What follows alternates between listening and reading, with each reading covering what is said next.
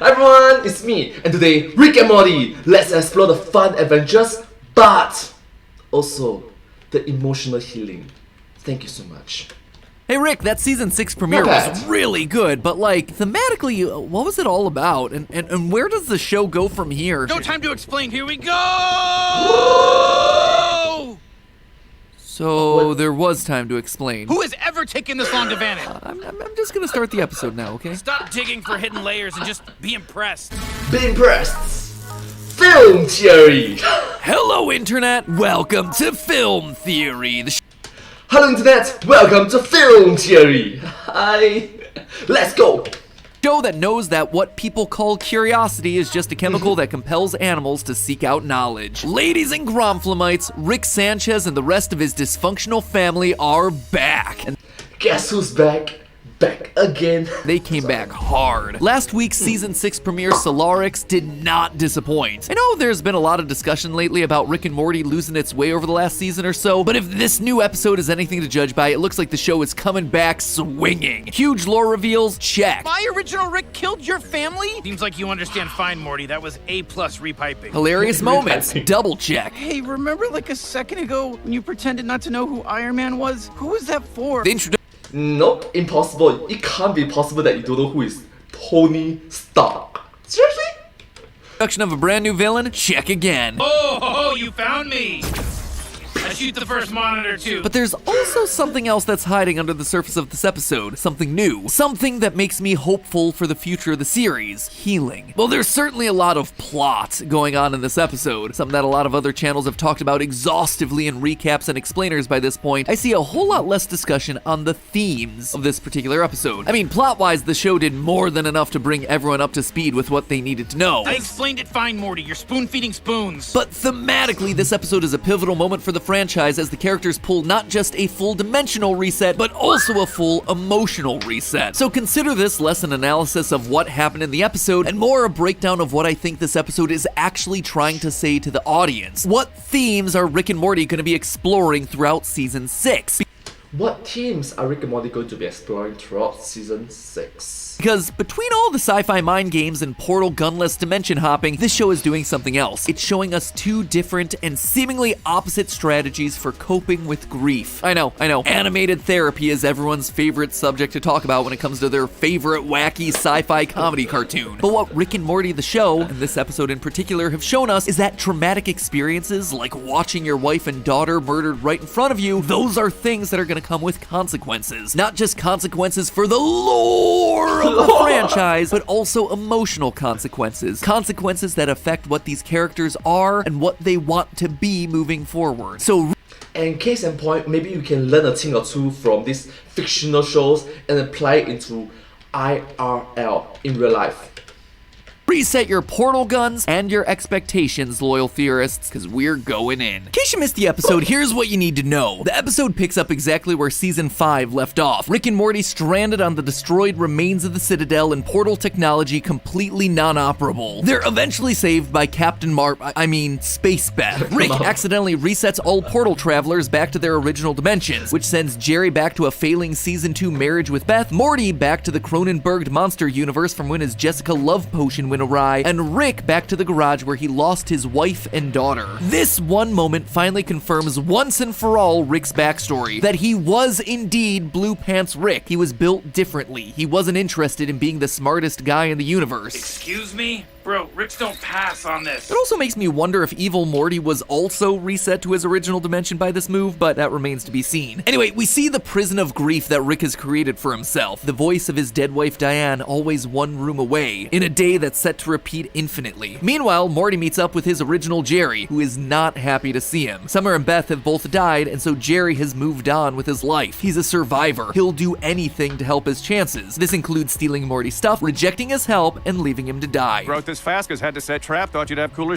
Meanwhile, Summer, Beth, and Space Beth go on a mini-adventure to set portal navigation beacons for Rick to follow back to their universe, hashing out their own issues of family and identity while fighting alien space squids. With interdimensional travel now made easier, Rick hops on over to the Cronenberg universe to save Morty, and then seeks out the Rick from Morty's dimension, the same sci-fi Rick Prime that killed his wife and daughter, setting the entire series into motion. Tracking Rick Prime to his invisible space base, our Rick goes on a suicidal rampage in an attempt to kill him, but he's stopped when Morty convinces Rick that his new family is more important than getting revenge. Rick and Morty pick up Summer, Beth, and Space Beth before saving Jerry from the unhappy marriage in his original universe, heading home together as a happy family unit, until Season 2 Jerry releases a cute abomination that ruins everything. Way to go, Jerry. Cue the family having to find another new dimension, though here they're gonna have to deal with one annoying trait. Bit of a rush job, actually, so they do say Parmesan weird. How do they say Parmesan?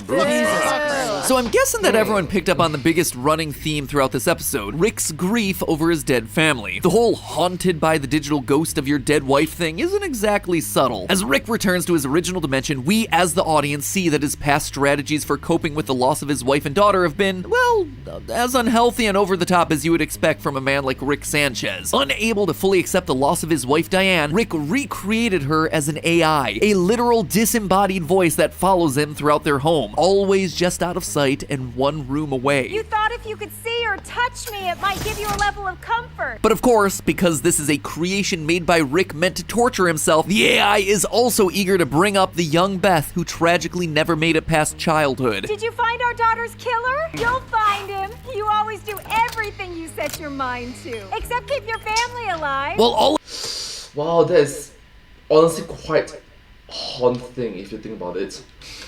of this might seem cruel, remember, it's self-inflicted cruelty. Rick created this AI, and everything that it does is ultimately something that he programmed into it. You're not her. You're a thing I built to torture myself. In this dimension, Rick is living in a mental prison of his own creation, and he isn't the only one. In his grief, he's also forcing everyone around him to live in a physical prison as well. Rick is so unwilling to let go of the past that he's kept his home in a state of perpetual stasis, pulling a WandaVision by locking his real-life neighbors into a cycle that repeats the same day over and over and over. For the I remember the song is "It Was Agatha All Along."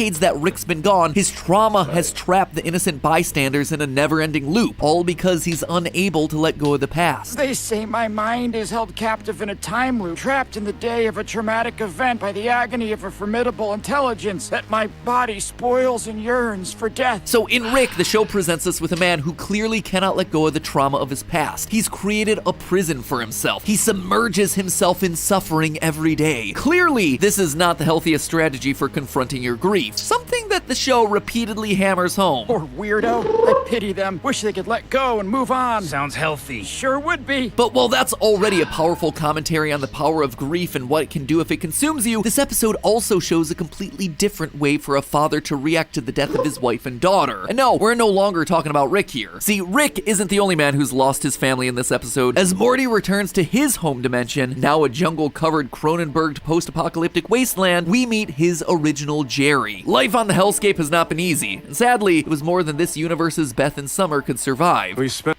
Yes, two different father figures.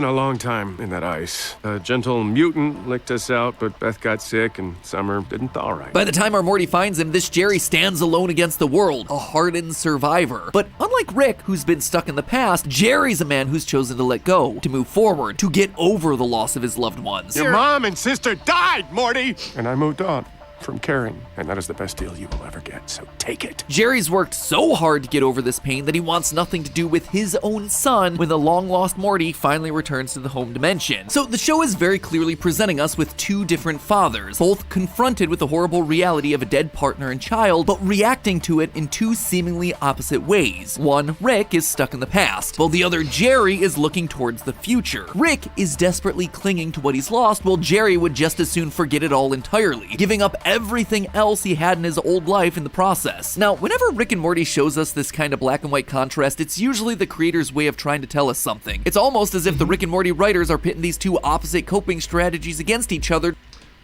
Staying in the past, focusing on the future. which one is a better strategy? Let's find to out. see which one works. But instead of choosing sides here, Solarix is actually telling us that these methods aren't all that different. Though it seems like both Rick and Jerry are dealing with grief in opposite ways, the truth is that they're making the same mistake. As much as Jerry might talk about leaving the past behind, looking forward and moving on with his life, he's still haunted by his past just as much as Rick is. We see this at the end of the episode when Rick Prime shows up in the Cronenberg dimension. Jerry sees this as an opportunity to take revenge on the people who ruined the world that he knew. If you hate them too, I could be down for a little team up. Now, admittedly, that might have just been a fake out on Jerry's part to fool Rick Prime into letting his guard down, but throughout the rest of the episode, we repeatedly see that while Jerry says that he's let go, he clearly hasn't. When Morty shows up, Jerry is only willing to talk to him on friendly terms for as long as it takes to steal all his stuff. Jerry is actively running away from serious conversations with his natural-born son, leaving notes behind as a distraction technique in order to buy him time in order to escape. Even if they weren't related, this might be the only other normal, unmutated human left on the planet, but Jerry can't seem to accept any kind of future that involves accepting Morty's help, even ones that get him away from this living nightmare. If Rick comes back, we can find you a new reality, a new mom, a new summer, a job. Oh, you don't get it, kid. Except for this conversation, my life is perfect. Rick was always right. Everyone needs to let go. He's taken But it can't be healthy. It can't be psychologically healthy, emotionally healthy, mentally healthy. It's just too unhealthy for it. Rick's advice of letting go and stretched it to Let its it go! unhealthiest extreme. He's let go of being a dad to Morty and Summer, a husband to Beth, part of society as a whole. All of that is part of the man that Jerry used to be. On a surface level, that might seem like he's escaped from his past, but the truth is that he's just blindly running from his past. And So literally letting it go. The cold That's right. The cold never bothered me anyways. Sorry. blindly running from your past is still letting that grief control you. Our Rick and this original Jerry are both men who never really processed the grief of losing their families. Rick chose to wallow in his grief, while Jerry chose to run away from it. These look like different responses, but ultimately both approaches have the same consequence. The grief remains unresolved. It continues to haunt them. In Rick's case, it's a literal haunting, an AI ghost in a nightmare reality of his own creation. And while Jerry might not have been directly responsible for creating this particular nightmare world, he refuses to leave it when the opportunity presents itself. He chooses to remain there just like Rick. I mean, this right here is not the face of a man who's happy or satisfied with his course of life. You see, the show is presenting us with a false dichotomy here, where the only choices seem to be clinging to the past and drowning in your grief, or running from the past and ignoring your grief. But as it so often happens, the real solution is to reject the false dichotomy and choose a third option, confronting the grief and resolving it. And that's what Rick and Morty, both the show and the characters, are trying to tell us in this episode. This is how you resolve Rick's character arc. So what does a healthy approach to dealing with grief look like? Well, MadPat, teach us. Thank you so much. according to Dr. J. William Warden of Harvard Medical School, Hi, Dr. J. William Warden from Harvard Medical School. Hi. mental health expert who specializes in grief counseling, the solution to negative feelings isn't to numb them like Rick so often does, nor is it to run from them like we see with Jerry here. No, the solution is to accept those emotions, to feel them so your body and brain can move forward with the best parts of your life while leaving behind the painful remnant. Now, that's not to say that you should seek out your grief and inflict emotional pain on yourself. I mean, we've been watching Rick do that to himself for the entirety of the show, seeking out pain because that's what he thinks he deserves. But accepting pain is not the same as seeking it out, and Rick seems to be moving past that phase of his grieving. In fact, Rick seems to be embracing one of Dr. Warden's recommended methods for healthy grief processing, learning to rely on family. You know, I guess it doesn't matter where we're from if we're together, huh? Good final moral thing. This is everyone's original dimension now. Great wrap-ups, kids. For all his attempts Reminds me of the song from One Piece. One of the opening songs from One Piece anime. We fight together. Life goes on.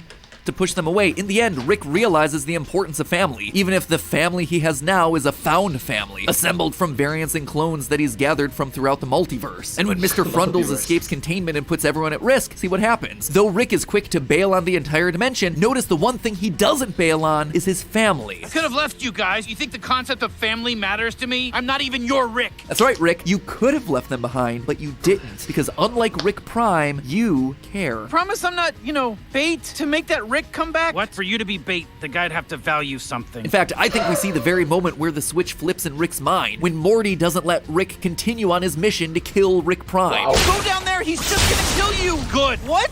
You don't care if you die, why do you care if I die? Yeah, well, you get it from him, not me. I don't know him. You're my grandpa, Rick. Rick and Morty, 100 years. Rick and Morty, 100 years. In that moment, Rick realizes that protecting Morty, his living family, is more important than avenging his dead family. Though Rick doesn't quite give up on his quest for revenge just yet, this But, there's a small spark, a small ember. is another huge step in his personal healing process. Throughout its more recent seasons, Rick and Morty has dealt with the tension between classic Rick and Morty adventures versus the show's canon and persistent narrative. The episodic sci-fi hijinks that make the show fun to watch versus the plot and character arcs that truly elevate the show to another level. But I think what the season 6 premiere does is make clear that both of these things don't have to be in conflict. Both are meaningful and important. This episode, and I suspect this season, are going to be about how Rick copes with his grief using the classic styled adventures, but now embracing his newly found and chosen family. The creators of the series are combining these two parts of the show, and in doing it, they suddenly hit on something important. Sometimes you don't realize when you're healing. Sometimes it's only after the fact that you look back and see how much you've grown. And if you ask me, making this season a bunch of episodic sci-fi adventures while secretly also being Rick's healing arc is how you move forward. Is it a prediction? Is it wishful thinking? Well, for now, we're just gonna call it a theory. A film theory. And hey, if you enjoyed this analysis of what Rick and Morty has to say about coping with grief and the loss of loved ones, then you're gonna want to subscribe, because as interesting episodes like this pop up, we'll be covering all their deeper things as soon as we can after the episode airs. Because Subscribe and ring notification bell. Thank you so much. Thank you. you gotta be smart if you're gonna truly appreciate Rick and Morty. And hey, in case you missed it, check out this video you see on screen right now where we talked about what the show has to say about the depressing reality of living in modern society. Nothing says uplifting feel-good content online like a deep philosophical discussion on why happiness is a lie. Enjoy that one, my friends, and as always, I'll see you next week. Thank you so much. I hope you find this video very interesting to watch. If you do like this video, please remember to like, share, and subscribe to my channel, and comment down below if you have any advice. Don't forget to follow my channel. I hope to see you on my next video. But hey, that's just a theory, a film theory, and cut. Thank you. Subscribe. And I hope to see you all in my next video. Bye. Thank you so much.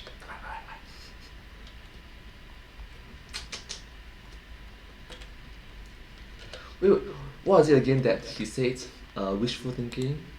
You've grown. And if you as interesting episodes like this has to say about forward. Is it a prediction? Is it wishful thinking? Well, for now, we're just gonna call it a theory. A film! That's a very smooth ending, That's a very smooth ending, Is it prediction? Is it wishful thinking? For now, just call it a theory. That's actually pretty good. Good job!